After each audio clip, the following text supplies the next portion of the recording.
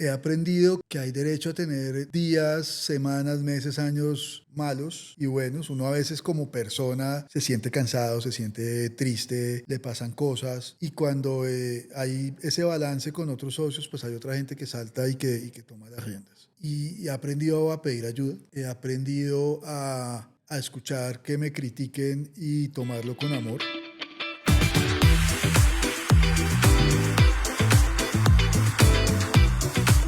Bienvenidos a Multiplicadores by Endeavor, el podcast en el que entrevistamos a los emprendedores, pero también a esas personas detrás de quienes construyen empresas.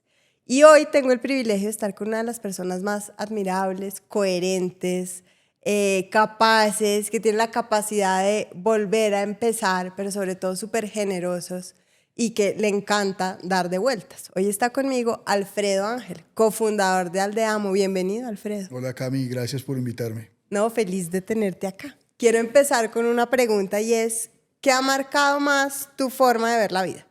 ¿Los lugares donde has vivido o las personas a las que has acompañado? Yo creo que es un poquito de las dos. Yo, yo tengo la fortuna de venir de una familia muy unida, tanto por el lado de mi papá, por el lado de mi mamá, y eso me ha dado un sentido de pertenencia y de saber que soy parte de un grupo, y creo que eso ha sido muy valioso. También he tenido la fortuna de vivir en varias partes del mundo. Viví casi 10 años en Noruega y mis socios dicen que yo soy más noruego que los noruegos. Entonces yo creo que es un poquito de las dos. Creo que es un poquito de las dos. Ok, bueno, quiero empezar con una cosa. Tú has vivido momentos difíciles en tu vida y hay muchas cosas que no se cuentan en redes, no salen públicamente, pero me gustaría hablar de esos dos momentos en que eventualmente dijiste, uy, acá puede estar en riesgo mi camino emprendedor. Y en particular empecemos por ese primero, cuando no solo hubo un momento en que las ventas se cayeron, el negocio empezó como a patinar, Hans Christian, tu socio, tuvo un burnout y tú tuviste que asumir el liderazgo de la compañía. ¿Qué sentiste de ver que algo que estaba funcionando tan bien de pronto se está empezando a desmoronar, tal vez? Pues varias cosas. Primero, un gran sentido de responsabilidad con la gente que trabaja en nosotros, nuestros clientes, nuestros aliados. Unas ganas grandes de pelear hasta el último día y dejarlo todo en la cancha. Gratitud para mis socios. Cristian voluntariamente decide hacerse a un lado y en una reunión pues decidimos que entonces yo iba a quedar encargado de la compañía. Entonces gratitud por el voto de confianza y un alto grado de responsabilidad y de miedo de que, oiga, ¿y será que sí? ¿Será que sí vamos a salir al otro lado o no? Todo como en ese mismo sancocho. Bueno, acá estás tocando un poquito algo de la siguiente pregunta que te quería hacer y es, ¿cómo sentiste la necesidad o cómo sentiste, digamos, ese momento de tener que asumir el liderazgo de la compañía? Pues, a ver, desde el principio hemos sido un grupo de socios que nos gusta conversar mucho. A veces creo que nuestro problema es ese, que todos nos gusta es conversado y como que hay que tener consenso y no necesariamente hay que tener consenso. Entonces, una de las primeras cosas que hice cuando tomé el control de la compañía fue que le dije a los que quedaban en el equipo directivo, que no eran mis socios, que el que tomaba las decisiones era yo. Y eso fue un proceso de varios meses.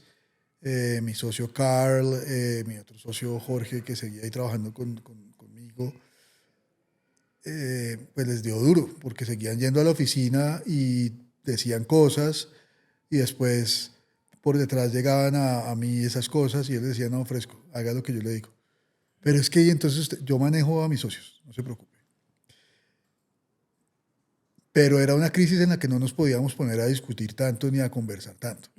Y estoy seguro que muchas de las decisiones que tomamos en ese momento nunca nos hubiéramos puesto de acuerdo. nunca nos hubiéramos puesto de acuerdo, pero hay que apostarle. Y yo le agradezco mucho a mis socios porque pues esta compañía lleva, pues, o sea, en el papel van a ser ya casi 30 años y al principio ellos eran los que estaban muy al frente de la compañía y cuando me tocó a mí, pues era mi momento de volver Claro. y de volver o sea, hacer crecer la compañía. Le agradezco mucho a ellos que me han tenido la confianza y la paciencia y pues yo lo que digo es que peleamos todos los días, pero igual pues seguimos juntos. Sí. Mencionaste decisiones para las que tal vez no nos hubiéramos puesto de acuerdo. ¿Crees que fueron acertadas la mayoría? Yo creo que sí. Yo creo que hoy tenemos una compañía que es más grande que de lo que fue en ese momento la crisis a la que te refieres, que esto es por allá en el año 2017. Entonces yo creo que sí, yo creo que al final en algunas nos equivocamos terriblemente, pero en la sumatoria pues El balance el general balance es es positivo, el positivo. balance es positivo. Y me dices, sentía que tenía que dar de vuelta. ¿Sentías también que tenías que demostrar que sí podías? No, yo nunca he sufrido de falta de autoestima. Qué bueno, me alegra. Ni de pena. Yo digo que yo dejé la pena en la casa como a los 3 años y nunca volví por ella. Más que demostrar que sí podía, era tratar de verdad sacar el negocio adelante. Lo que sí me dije a mí mismo, y se lo repetí mucho a mis socios y todavía lo utilizo mucho en la oficina, es dejarlo todo en la cancha. O sea, a mí me encanta el fútbol, yo veo un montón de fútbol y hay partidos que se pierden, pero tú ves que el equipo hizo todo lo posible y nunca se rindió y uno sale triste porque el partido se pierde, pero lo dejaste todo en la cancha. Mi compromiso con ellos ha sido siempre que nunca nadie pueda decir que yo no estuve ahí todo el tiempo dejándolo todo en la cancha. Qué chévere. ¿Qué fue lo más difícil emocionalmente? No como líder, sino emocionalmente. Sacar gente en masa. Wow. O sea, despedir a personas es difícil, despedir a muchas personas es más difícil y eso emocionalmente te quita toda la pila. Oye, ¿y cómo lideraste en ese momento por primera vez en medio de la escasez? Porque era una compañía que venía como en exitosa, tal, y de pronto se encuentran en ese nuevo escenario. Sabes que es una buena pregunta. Yo busqué una metodología que me pudiera ayudar a estructurar un poco el negocio. Encontramos esa nueva metodología, se llama Traction, el libro para el que lo quiera buscar, es un libro bastante chévere y tienen asesores y consultores por todos lados. Y como que dije, venga, me voy a pegar de lo que dice el libro. Este libro me gustó, tiene sentido, me voy a pegar acá. Entonces ese fue como primer paso. El segundo paso fue mucha transparencia. Yo soy una persona que trato de que todo el mundo entienda si estoy feliz, si estoy triste, si estoy bien, si estoy mal. Y en la compañía era parecido. Entonces, y esto me lo han criticado un montón de personas, pero yo soy de los que pienso que a cualquier persona que trabaje con nosotros le podemos dar los números de cuánto vendimos y cuánto estábamos gastándonos. Y en esa crisis, yo siento que la gente, cuando tú le muestras la información y los datos, se dan cuenta que, pues, que son decisiones medio hartas, pero que no es porque me levanté de mal genio ni porque soy un malcriado terco, sino porque, miren, esto es lo que está pasando, esto es lo que estamos pensando hacer. Entonces, creo que esa combinación de conseguir una metodología y de ser muy transparentes nos ha servido mucho. Yo tengo un dicho que me ha servido mucho, es que cuando la gente me pregunta, ¿y qué le vamos a decir a fulanito? Yo les digo, pues la verdad. Porque es que cuando uno le dice la verdad, pues después no toca acordarse de nada, después nada.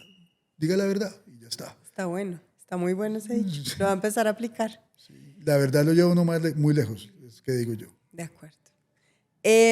Bueno, entonces pasaste estos momentos difíciles y tal vez, tanto como persona, como emprendedor, pero tal vez uno de los grandes regalos que tuviste es que tenías al lado unos grandes socios. Y tú dices, en varias ocasiones me has dicho que te has ganado la lotería con tus socios. 3 veces me he ganado la lotería. Bueno, genial. Ahorita me cuentas sobre eso.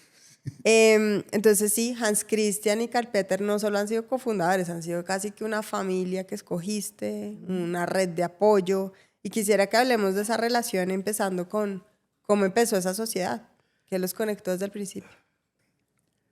Hans tenía otra compañía, hacía páginas web e intranets, que también había pasado por una crisis muy grande y su papá es de Noruega. Entonces él se va a vivir a Noruega después de todo este lío que tuvo esa compañía como en principios de los años 2000.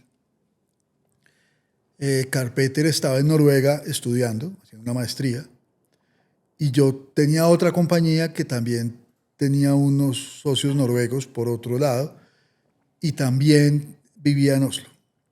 Entonces a ellos los conocía ya de cerca, a Christian. Con Christian tuve un par de reuniones antes, pues porque en ese momento, estamos hablando de los años 96, 97, trabajar en tecnología en Colombia, pues no éramos tantos. Entonces ya nos habíamos visto.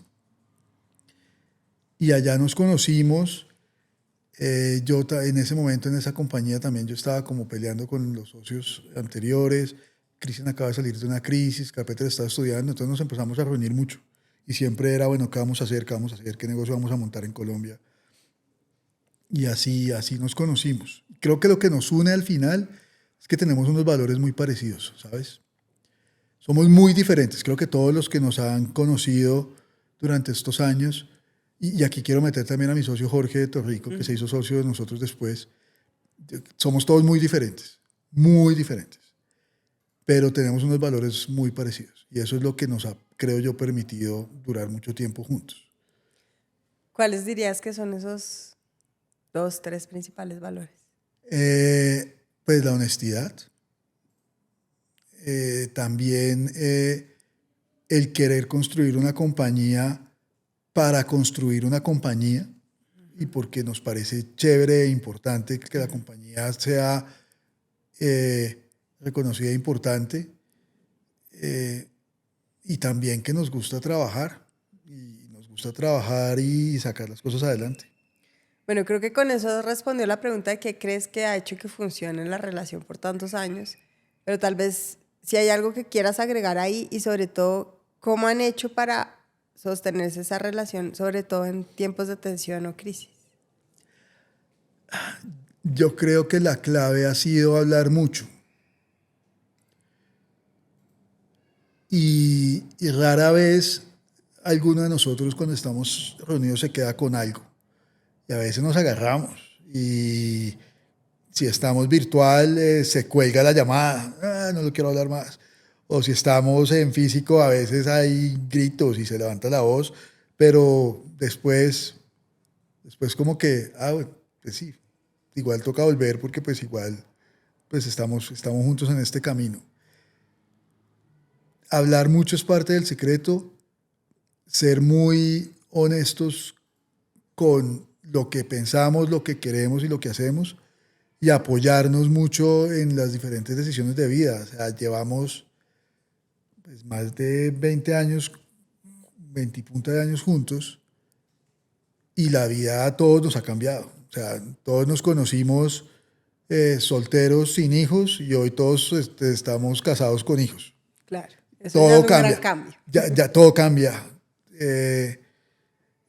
Jorge vivía en Guatemala, ahora vive en Colombia. Cristian vivía en Colombia, ahora vive en Noruega. Karl Peter ha vivido en Noruega toda la vida, pues todo el tiempo. No, pues no todo el tiempo, pero sí los últimos 25 años ha vivido allá. Yo he vivido en un montón de lados. Entonces, pues ser muy transparentes. ¿Sí? Venga, sí, yo me voy a ir allá, pero no significa que voy a dejar esto tirado. Toca encontrar la forma de engranar. Me acuerdo mucho que Karl tuvo una relación con una persona que vivía en Australia. Y entonces los horarios eran terribles. Pero Carl, pues siendo consciente que la oficina y la operación principales en Latinoamérica, pues le tocaba casi que vivir con el horario trocado durante varias semanas y pues nunca hubo que decirle por favor haga esta vaina, ¿no? Pues es lo que hay que hacer, ya está. Maravilloso. Es como también un sentido de compromiso súper importante entre todos. Sí, y también sabes que qué bonito que no somos los más cercanos amigos. Ok, interesante. O sea, yo creo que si tú coges a las esposas de nosotros y les dices, bueno, vamos a hacer una comida con sus 5 mejores amigos, ninguno de los socios está invitado, está en la comida.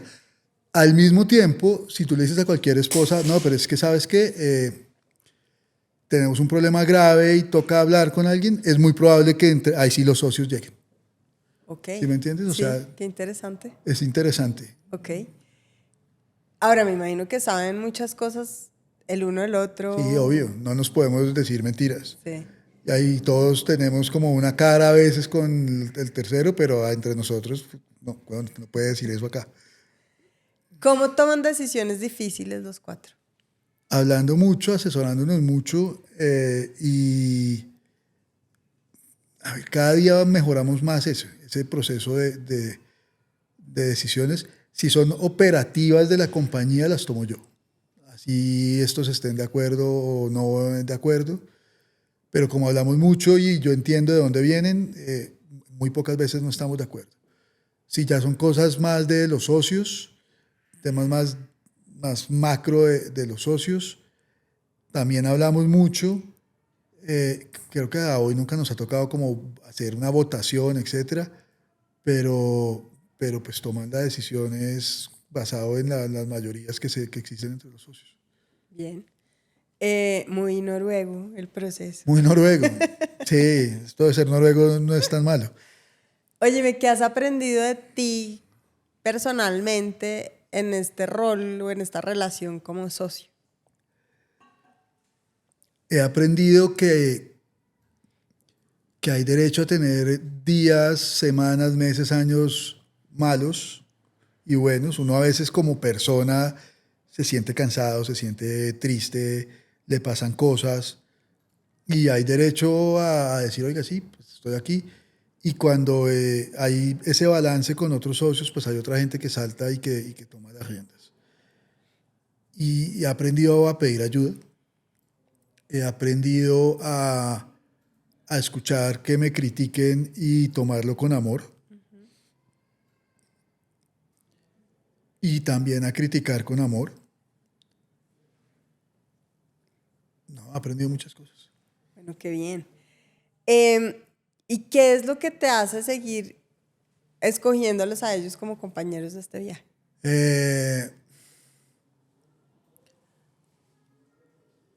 Yo, pues, es que tener socios es como casarse. Okay. Incluso creo que es más fácil a veces salir de un matrimonio que salir de los socios. Sí. Ok. Pero,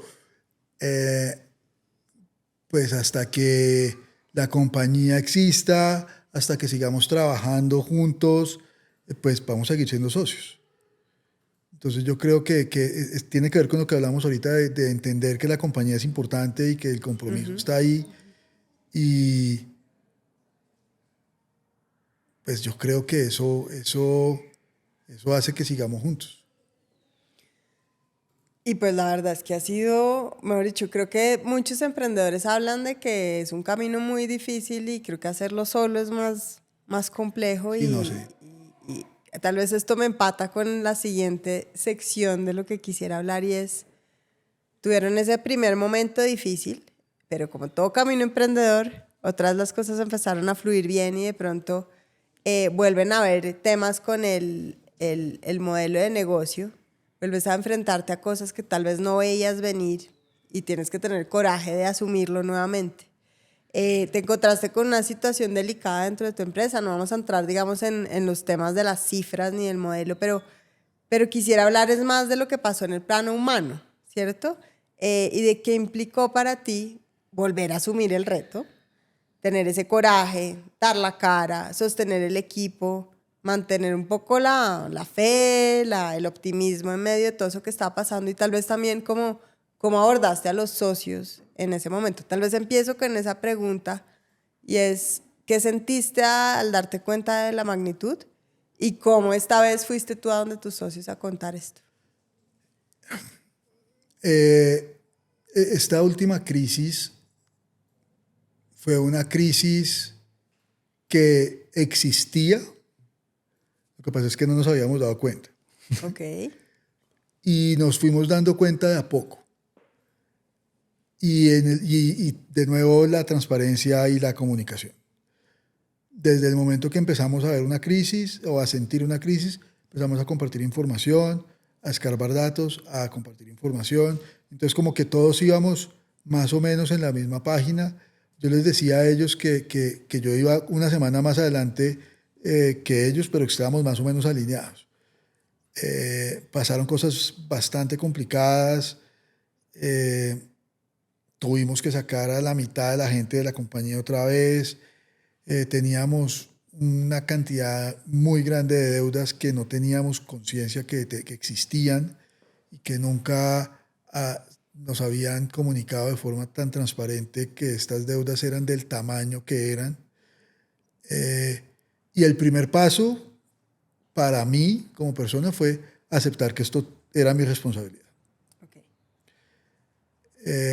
Yo soy el gerente. ¿Tus socios estuvieron de acuerdo? Yo creo que varios de ellos dicen que también la responsabilidad es compartida, etcétera. Y me parece chévere y muy lindo. Y el gerente de la compañía era yo y sigo siendo yo. Entonces sigue siendo mi responsabilidad. Lo segundo que aprendí es que los problemas hay que enfrentarlos cara a cara. Cada uno de estos problemas que tuvimos pues requirió ir a dar la cara en una cosa que yo llamo el tour de la vergüenza. Me tocó ir a hacer un montón de vueltas por un montón de proveedores y de aliados y de clientes durante como 2 meses y medio a darles la cara, a decirles, oiga, sí, qué pena, nos equivocamos. Aquí pasaron unas cosas bastante graves y eso lo afectó a usted. Y aquí estoy diciéndole que voy a tratar de arreglarlo. Ese tour de la vergüenza, con eso creo que ganamos mucha credibilidad. Me ayudó muchísima gente, nos ha ayudado muchísima gente.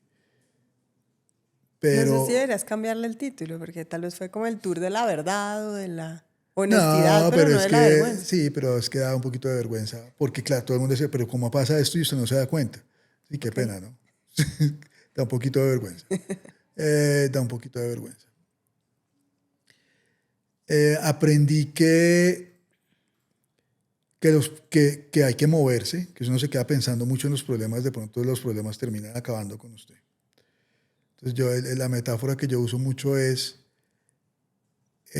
los ponchados. Todos jugamos ponchados en algún momento cuando estábamos en el colegio. Y entonces siempre son 2 equipos y siempre hay un balón y entonces 1, 2, 3 ponchados y siempre hay alguien que se acurruca, que se queda quieto así. Siempre hay alguien. Esperando que le pegue el A balón. ese siempre lo ponchan, de primero o de segundo. Siempre lo ponchan. Entonces yo lo que digo es que si nos van a ponchar, que nos cojan corriendo. Sí. Que nos cojan corriendo. Haciendo algún intento de que no te llegue el balón. Haciendo algún intento de que no nos ponchen. Entonces, eso también aprendí. Y aprendí un mantra que me sirvió un montón y es un día a la vez. Y entonces, porque claro, uno se agobia. Claro. Problemas, malas llamadas, cada día más líos, porque como te conté, eso fue de forma progresiva. Entonces, cada día más líos y más líos y más líos y más líos. ¿Y qué vamos a hacer mañana? No sé. El problema de hoy es hoy vamos a arreglar esto. Y por esa época escuché la canción de Karol G, Mañana será bonito. Okay. Y durante como un año yo le contestaba a la gente cuando me preguntaba, ¿y usted cómo está hoy? Y yo, como la canción de Karol G. ¿Cómo así? Dame tiempo, que no estoy en mi mejor momento, pero yo mejoré a poquito. Así le decía, buenísimo. A todo el mundo le decía así. Y es verdad, un día, yo aprendí que si tú te levantas todos los días por la mañana temprano, llegas a la oficina, hablas con tu equipo, hablas con externos, hablas con asesores y tomas acciones, mañana será más bonito. Está súper chévere eso. De hecho, te iba a preguntar que qué herramientas personales, espirituales, emocionales encontraste para navegar esto. Entiendo que Karol G, su canción, fue una Karol G herramienta. fue una canción muy importante. Pero que, sí, cuéntame un poquito de eso. Mira, dormir bien, Que yo me priorizar acuerdo que yo dormir te bien. preguntaba, admiro eso y tú me dices, siempre a mí no se me perturba el sueño. A mí lo primero que se me perturba cuando tengo un problema es el sueño. Sí, ¿Cómo pero logras eso? primero soy un bendecido. O sea, yo tengo un montón de defectos físicos. O sea, soy daltónico, soy calvo. Les muestro a los que no me conocen, soy calvo. Pongo la gorra porque me da frío.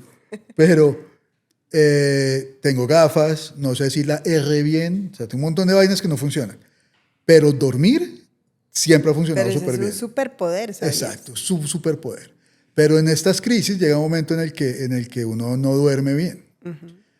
Y aprendí a meditar.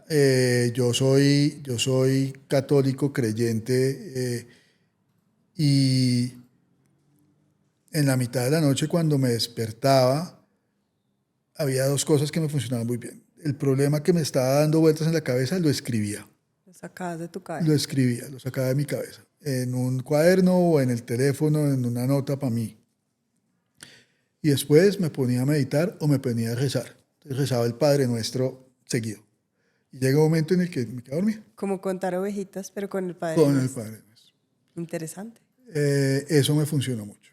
Dormir, eh, creo que es una de las cosas más importantes cuando tú estás en crisis. La cabeza cansada, como cualquier Piensa otro menos bien. músculo del cuerpo cansado, funciona menos que cuando no está cansado. Y si usted tiene un problema como los de los empresarios, pues el músculo más importante para cuidar es la cabeza. Entonces yo priorizo mi sueño por encima de cualquier vaina. Genial. Yo también trato, pero hay veces se me perturba. Yo, pero para eso, entonces mi búsqueda constante es la paz mental, porque con eso puedo dormir bien. Óyeme, ¿qué aprendiste de cuidar o estar atento a eso que no se ve, que no siempre se ve? Bueno, ahí te voy a hacer un paréntesis. En esta última crisis tuve una cosa bastante complicada con mi familia, y es que a mi hermana, nosotros somos 4 hermanos, a la que yo soy el mayor, la que sigue después mío, le dio cáncer de seno. Más o menos como en la misma altura del partido que nosotros nos empezamos a dar cuenta de este problema. Y si bien fue una cosa muy difícil para mi hermana y ya gracias a Dios está bien, una de las cosas que ella no sabe que hizo, o pues no sé si es tan consciente, es que me ayudó muchísimo a mí a poner las cosas en perspectiva.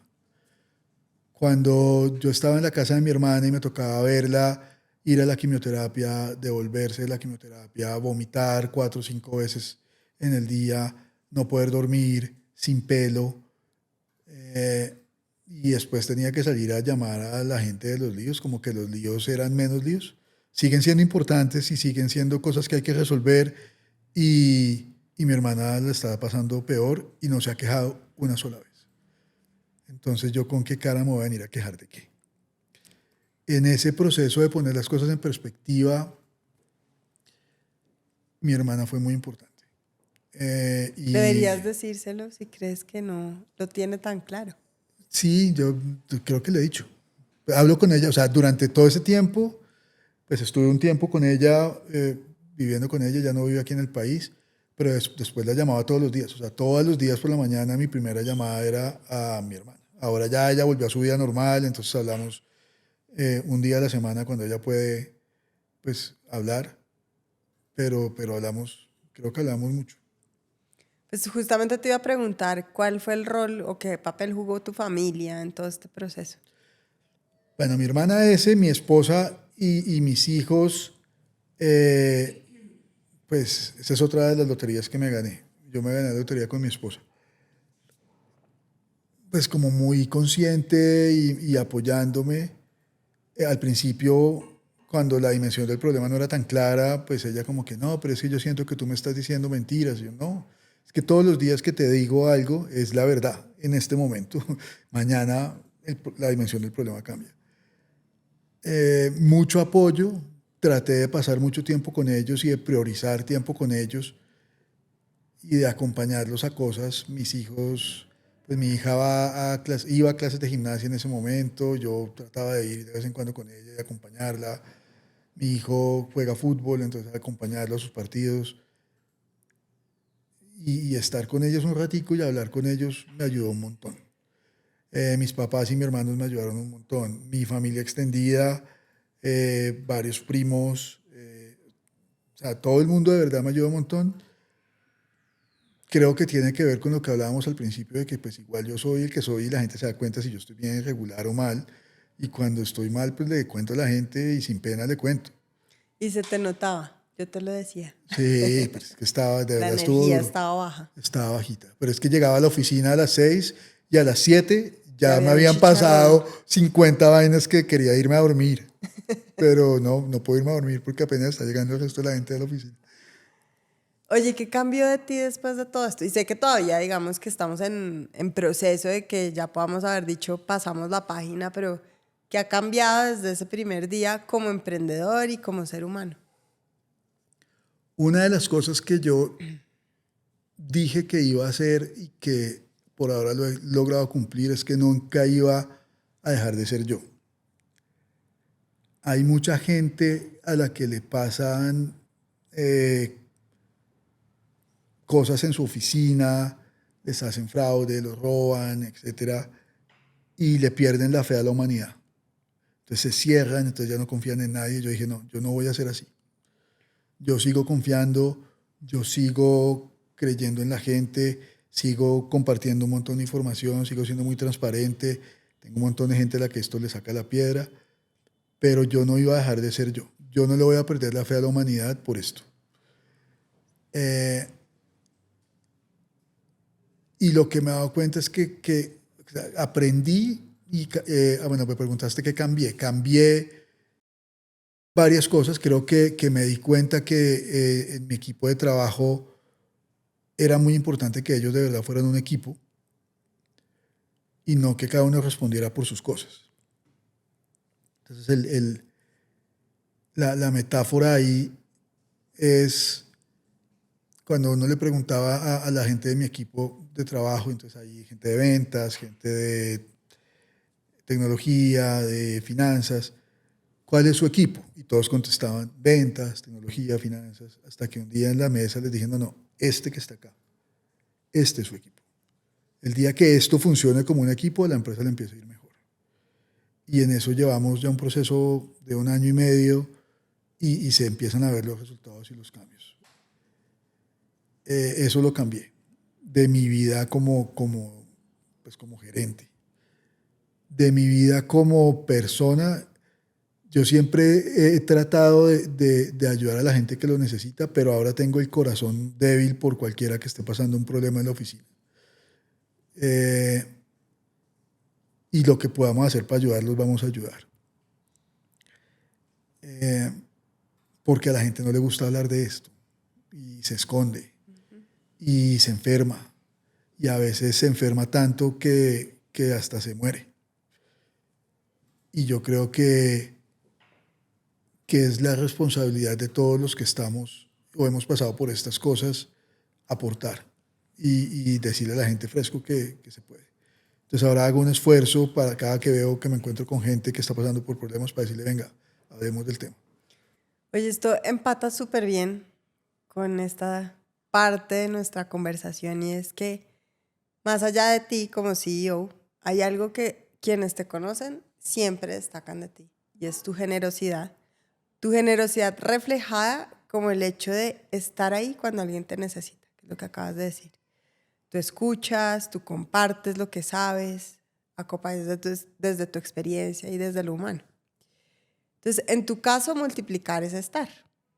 Tú sabes que los emprendedores Endeavor, una de las características más interesantes que buscamos en ellos es que te dan este efecto multiplicador.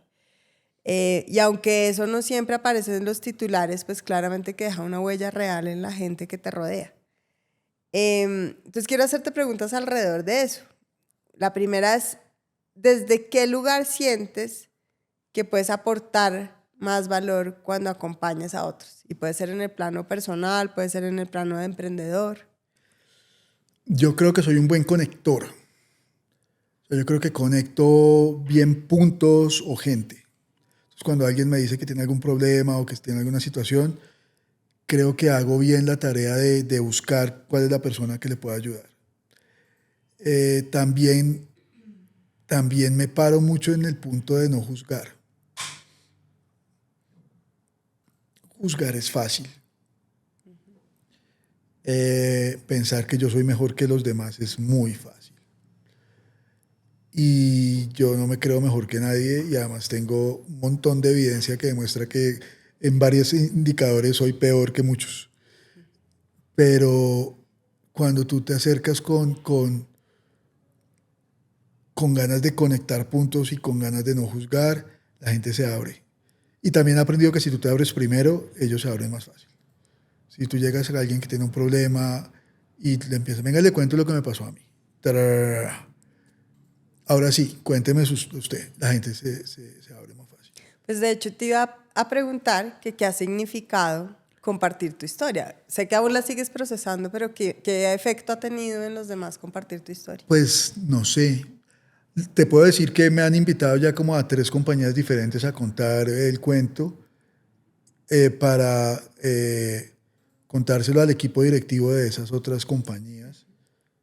Creo que sirve para que la gente se dé cuenta que cuando está súper oscuro y terriblemente oscuro, siempre hay más tonalidades de oscuro y mañana será más bonito. Eso te iba a decir, Karol G. Siempre Y Karol mañana G. será más bonito, sí. Óyeme, y en un entorno tan desafiante como es el mundo emprendedor y los negocios, ¿qué principio no estás dispuesto a ceder? Es que yo no cedo casi en ninguno de mis principios. Yo tengo mis valores y mis principios muy claros y es muy difícil que yo ceda. A veces hago la vuelta más larga para saltar, para evitar hacer cosas. A mí no me gusta pedir favores especiales, no me gusta que me traten diferente. Quiero hacer las cosas bien, quiero hacer las cosas como dice la ley. Eh, Quiero ayudar. Siempre, en cualquier situación que tú estés, siempre puedes ayudar a alguien. Siempre hay alguien que está muchísimo más oscuro que tú. Y creo que eso no se puede negociar. Y doy fe de que siempre buscas ayudar. Inclusive me has ayudado a mí, así que muchas gracias. Con mucho gusto. Si tuvieras que ponerle, de hecho, una palabra a esa huella que estás dejando, ¿cómo la describirías?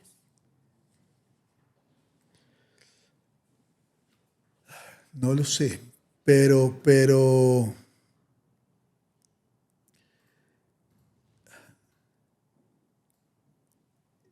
voy a devolverme a tu primera pregunta, el tema de lo de viajar por el mundo.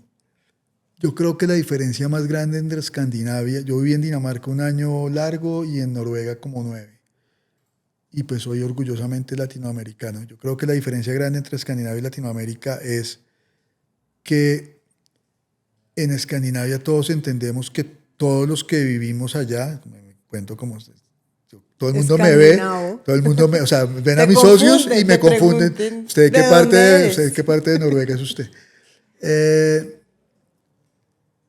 Todos entendemos en Escandinavia que somos parte importante de la sociedad y que cada uno tiene que contribuir. Y si extrapolas eso a la comunidad emprendedora, pues yo soy una parte importante de la comunidad emprendedora y yo tengo que contribuir. Tengo que ir a dar mentoría si me la piden. Tengo que ir a ayudar a este fulano porque está pasando mal. Si me entero que este otro está en la mala, pues es mi responsabilidad hacerlo. No es esperar a que allá me digan. En Latinoamérica, ser parte de una sociedad no necesariamente significa que yo tengo que aportar todo el tiempo. Entonces, para hacer la respuesta corta que me pediste una palabra, yo diría que para mí es muy importante es aportar. hay veces uno inspira o aporta o deja una huella necesariamente sin quererlo. Para ti es intencional, digamos que lo tienes muy presente por Pero esto. no lo hago por dejar huella, lo hago Exacto. porque me toca. Por- Pues yo creo Porque que es mi sientes que es una responsabilidad. responsabilidad. Sí, sí. Pero tal vez antes de cerrar esta parte,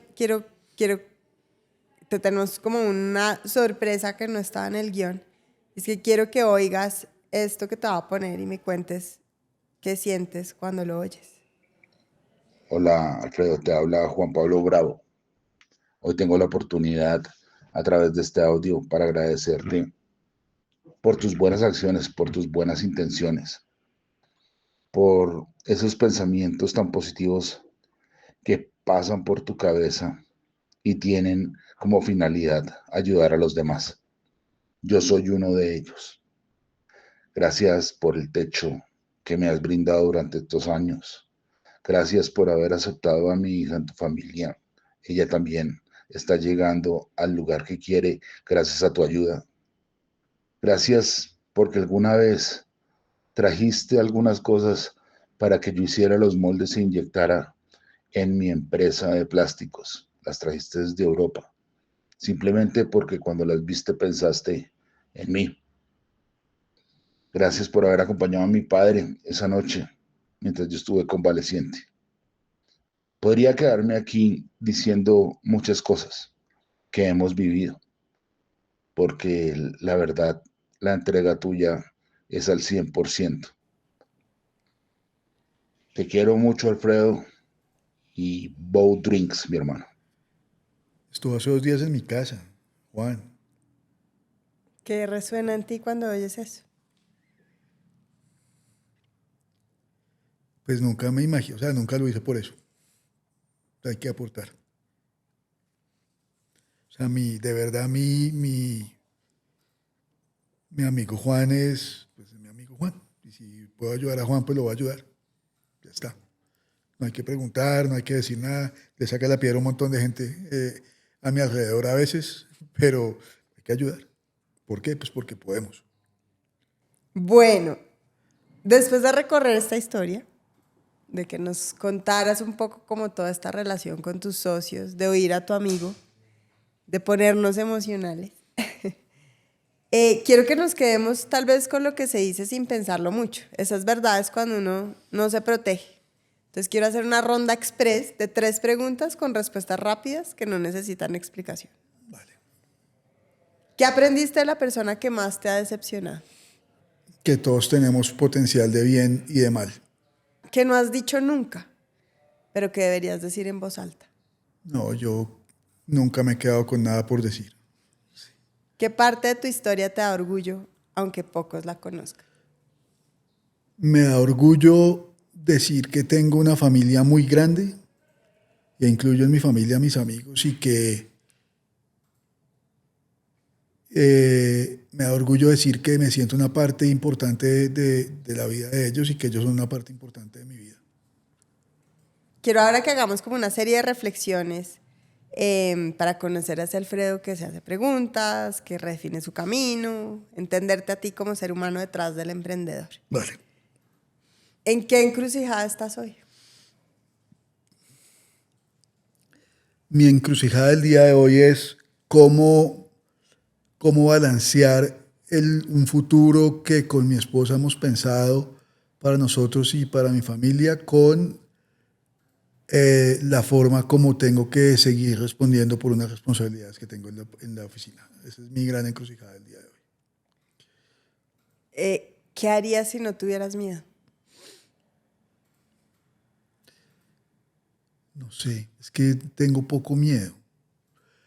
Creo que lo que me falta no es miedo, sino más tiempo.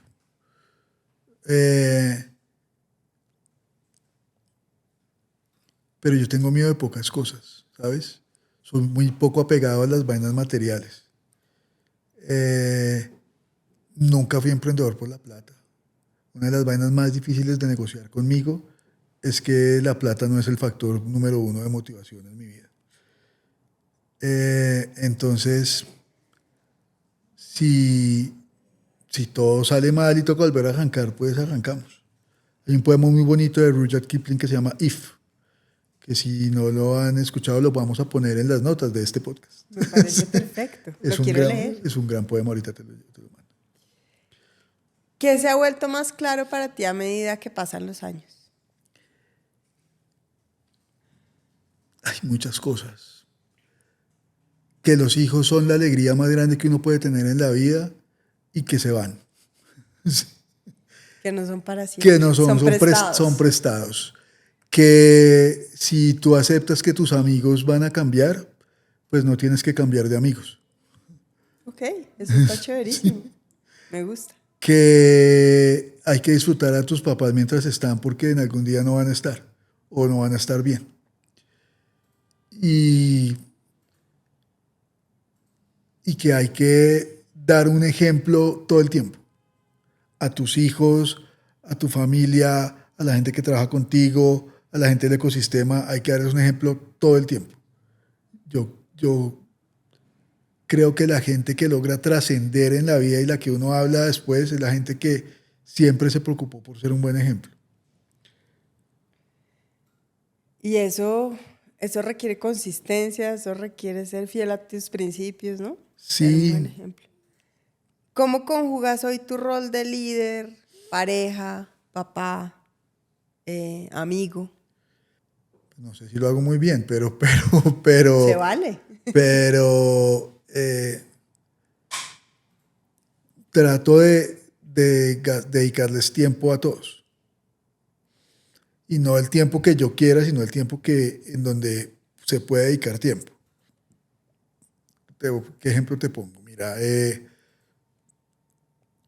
mi hijo tiene 15 años y ya está en una edad en la que prefiere cualquier cosa menos estar conmigo. Pero todavía necesita alguien que lo lleve a los partidos de fútbol, porque todavía no puede manejar, etc. Pues yo hago el esfuerzo y voy y lo llevo a los partidos de fútbol. ¿Por qué digo hago el esfuerzo? Porque es que a veces toca llegar a las 6 de la mañana a 1 hora y media de la casa, pero pues vamos. Porque en ese camino, pues estamos los dos y podemos hablar y ponemos música y conversamos. En ese momento es el momento que yo puedo estar con él y que él puede estar conmigo. Me encantaría poder decir, no, ¿sabe qué? Es que yo voy a llegar de la oficina a las 7 y yo quiero que usted de 7 a 8:30 esté conmigo, pero no va a estar conmigo porque tiene otras 50 cosas que hacer. Con mi esposa es igual. Oye, ven, saquemos el tiempo para estar juntos y cuando estamos juntos. Y yo converso contigo y no tengo el celular y no tengo el computador, pero saquemos el tiempo. Creo que la forma de hacerlo es sacar el tiempo. Y si hay cosas que se puedan combinar, pues combínalas. Entonces, a veces estoy haciendo alguna cosa e invito a parte de mi familia para que venga a la casa, etcétera.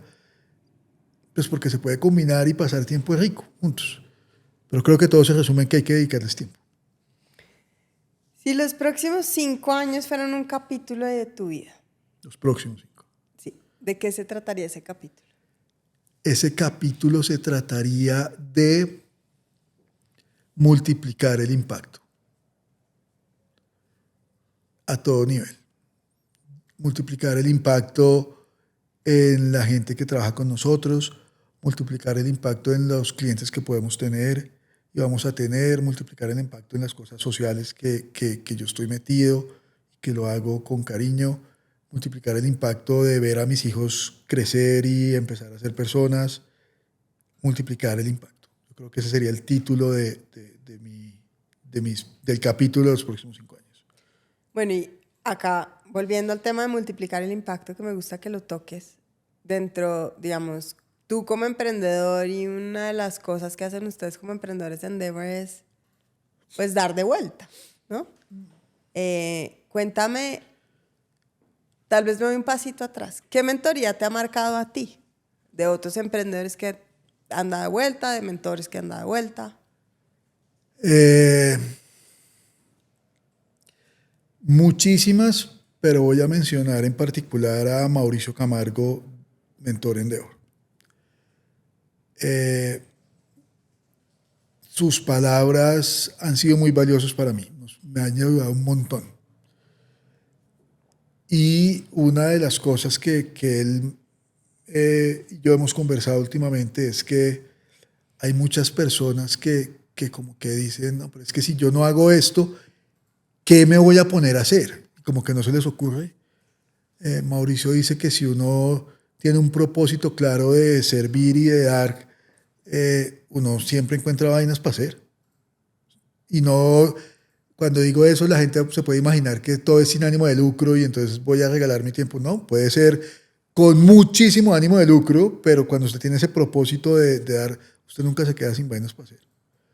Entonces, esa sería la mentoría que yo seleccionaría para contestarte a ti. ¿Cuál es la que tú más has disfrutado? ¿O dónde crees que has agregado bastante valor? No sé, ahí tendrías que preguntarle a los que han estado en mentoría conmigo. ¿Pero qué disfrutas o cuál has disfrutado? Yo disfruto cuando siento que lo que he vivido y las experiencias que hemos tenido en la compañía de verdad pueden como que impactar a la persona que está al otro lado en la mentoría, porque eso se les nota y lo ven en la cara y lo ven en los ojos. ¿Qué error frecuente ves en los emprendedores hoy en día? Hay como dos grandes grupos de emprendedores en mi cabeza. Hay un grupo que son a los que no les ha pasado ninguna crisis. Entonces esos, como yo en su momento, el ego es muy grande. Las ganas de escuchar al otro son pocas. La receptividad a ideas de afuera es nula y yo soy el dueño del planeta y todo lo que yo quiera hacer lo puedo hacer. Ese es un grupo. El otro grupo es a los que ya les ha pasado una crisis y han aprendido a tener un poco más de humildad porque la vida los ha llevado allá. Del primer grupo, yo creo que el error más grande que ellos tienen es subestimar lo que otros pueden hacer por ayudarles a ellos. Entonces no quieren mentorías, no quieren reunirse con nadie, menos en Colombia, porque es que yo ya tengo contactos en el mundo mundial y entonces tengo todos los contactos que me puedan ayudar y usted no me va a ayudar. Eso creo que es el error más grande de estos. Y el error más grande de los segundos a veces es que pierden un poquito la dimensión de que de verdad son unos berracos y que no se deberían dar tan duro. Hay gente que tiene problemas y que la pasa bien, regular o mal, pero eso no significa que usted no sea una persona digna de admirar y que pueda dar mucho. Entonces creo que el reto de cada uno es diferente. Oye, con lo que me estás diciendo y de encerrarse, pensé en que en Endeavor, tú sabes, tú estás en uno de ellos, hemos armado como un grupo de emprendedores que llamamos foros, Sí. para que puedan hablar de todo eso que tal vez no pueden hablar con la esposa, con la familia, con los socios. ¿Qué tan relevante ha sido ese apoyo también de ese grupo de emprendedores para ti en este momento? Muchísimo. Yo tengo la fortuna de compartir en estos grupos con gente brillante que me conoce, que me escucha, que me quiere, que me trata de ayudar, que me recuerda el pasado, porque entonces a uno se le olvida, que ya ha pasado por estas antes o que esto no está tan grave como lo que pasó hace X tiempo. Para mí ha sido muy importante, muy valioso. Creo que todo el emprendedor o el líder empresarial, porque esto no solamente existe aquí en Endeavor, hay grupos para ejecutivos que comparten la misma metodología. Todo el que tenga la fortuna de estar en un grupo de estos, abrirse de verdad y mostrarse sin pena y aceptar retroalimentación, se beneficia un montón. El problema es ese, abrirse de verdad. Es difícil. Sí. Es difícil porque tú no quieres demostrarte débil, porque tu papel en la organización y en la sociedad, sobre todo después de cierto nivel de éxito, es que usted siempre tiene que saber, usted siempre tiene que tener las respuestas, usted no puede dudar, usted no puede quedarse pensando, y entonces uno como que se acostumbra a ese papel y después se sienta con otros que le puedan ayudar y uno tampoco les cuenta nada. ¿Cómo va? Bien. Y por dentro puede estar destrozado. La preocupación ahí es que la presión es alta. La presión es alta en cualquier nivel. Entonces, en Endeavor lo que nos gustan son los emprendedores de alto impacto y lo medimos por ventas y por crecimiento y eso está perfecto. Pero la señora que tiene un puesto de frutas que le hacen falta 100,000 pesos para el día para cerrar, tiene el mismo estrés que el gerente de la compañía al que le faltan 100 millones de dólares. Es un montón más de ceros, pero el estrés es el mismo y el estrés es real y el estrés te puede comer por dentro y el estrés te enferma y si no lo compartes, si no lo exteriorizas, el estrés puede terminar con tu vida. Y yo creo que volvemos a mi hermana. O sea, nadie tiene cáncer. Yo no hago dispositivos de corazón ni operamos a gente. No, o sea, es una empresa de tecnología y si nos va bien, fantástico y generamos un montón de valor y los clientes y los usuarios están todos muy felices. Y si no, pues el mundo no se va a acabar. Tú me dices que tú eres súper abierto, honesto y probablemente para ti es menos difícil abrirte y contar que no estás bien. Tal vez qué consejo, qué tip le darías a los emprendedores para los que eso les cuesta más trabajo? Que escojan uno. Es que empezar en grupo es difícil. Escojan una persona con la que quieran hablar. Y yo me ofrezco voluntario cuando quieran. Porque es difícil, es duro. Cuestionarse uno qué tan bueno es duro. Porque es que hay crisis. Creo que uno de los principales problemas es que hay gente que pega su vida profesional y su cargo con lo que es como persona. Sí. Y entonces es que yo soy, voy a poner el ejemplo del mundo diplomático para que mi esposa me odie. Entonces en el mundo diplomático la gente se presenta como, hola, yo soy Alfredo Ángel de la Embajada de Colombia. Entonces mi apellido es de la Embajada de Colombia. Si tú no tienes, y a veces le ponen el cargo. Entonces, yo soy Alfredo Ángel, el cónsul de Colombia en no sé dónde, o el embajador de Colombia, no sé qué. Te quitan eso y tú pierdes eso. Y pues no, puse el ejemplo del mundo en el que vivía mi esposa, pero pasa en el mundo corporativo. Y a los emprendedores lo que nos pasa es que la gente hace un link inmediato entre la empresa y tú. Alfredo de Aldeamo. Alfredo Aldeamo, exacto. Alfredo de Aldeamo. Exacto. Si tú eres del mundo corporativo y trabajaste en la empresa 1, pues entonces yo soy el vicepresidente comercial de la empresa 1 y en 5 años el vicepresidente comercial de la empresa 2. Pero cuando es tan pegado el link como Alfredo Aldeamo, aceptar que la empresa no va bien es como aceptar que yo no soy bueno. Que yo no soy bueno. Y sí, hay veces en las que uno no es bueno y hay que aceptar, pero no significa que todo el tiempo sea malo. De acuerdo. Entonces la gente no se esconde, no habla con nadie, se van del país. Ejemplos de gente que conozco y que ha pasado por esto, pero siguen siendo grandes líderes. Incluso yo argumento que ahora su experiencia es muchísimo más valiosa. O sea, yo te digo, yo aprendí a negociar con un montón de gente que nunca había negociado, aprendí de un montón de áreas que nunca había hecho por las crisis que hemos pasado. Y ahora con propiedad hablo de temas que hace 2, 3 años yo diría, oiga, no puedo ser. Y a mis maestros, varios que trabajan en la oficina y otros mentores, ya últimamente a veces los sorprendo. Como que, pucha, usted de verdad ya entiende. Sí, me ha salido carísimo entender, pero ya entiendo. Entonces yo argumentaría que son mucho más valiosos, pero como no quiero despegar mi identidad de esto, pues yo prefiero no prefiero decirlo. No, y entonces yo los invito, tal vez esa es una invitación. ¿Quién es usted por fuera del mundo del emprendimiento? Entonces yo te digo, yo soy el esposo de Nur, Yo tengo 2 hijos, Melissa y Sebastián. Yo soy miembro de una familia de Los Ángeles y Los Añudo. Tengo mi grupo de amigos y eso soy yo. En esto trabajo. Mi trabajo es ser un emprendedor tiempo completo por convicción. Pero si mañana me quitan el emprendimiento, pues también sigo siendo yo. De acuerdo.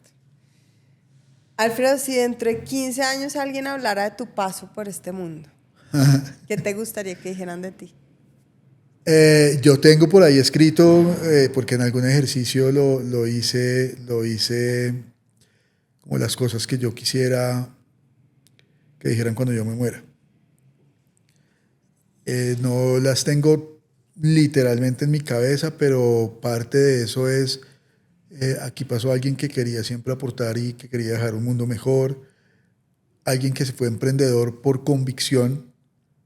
Voy a hacer un paréntesis ahí, yo soy emprendedor de los 90, cuando emprender no estaba de moda, cuando emprender era malo, cuando usted llegaba a su casa a decirle a su mamá, mami, voy a crear una empresa, y su mamá se ponía a llorar. Pero mijito, ¿y por qué no se busca un trabajo como la gente normal? Cuando no había fondos de capital privado ni de venture para invertir, cuando tocaba salir con el cuchillo entre los dientes a buscar clientes, cuando abrir una cuenta de banco para gente menor de 20 años, como fuimos nosotros cuando empezamos esto, era imposible porque nadie le iba a abrir una cuenta a unos niños que ni siquiera se habían graduado de la universidad. Entonces yo emprendo en las buenas, en las malas y en las regulares. Yo no emprendo por nada más. Como los cirujanos, yo no conozco a nadie que se mame toda la carrera de medicina y que un día diga, no, es que hoy me da mamera ser cirujano. Pues no, es su convicción. Bueno, yo soy emprendedor por convicción. Y yo quiero que la gente diga, este man fue emprendedor por convicción cuando yo me muera. Y es un man que trató de hacer el mundo un poquito mejor. Y que siempre fue él.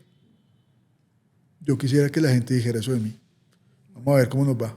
Pues yo creo que vas por buen camino.